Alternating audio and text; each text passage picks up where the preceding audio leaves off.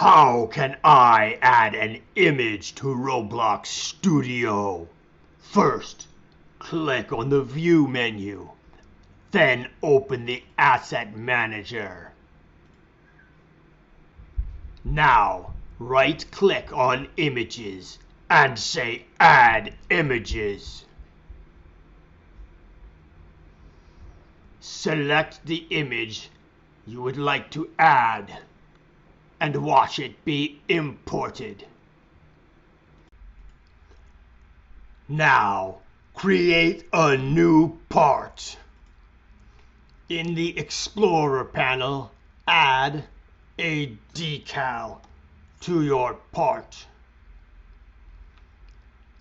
With the decal selected, modify the texture property. When you click the texture property, you will be able to select the image that you added. And that is how you import an image to a part.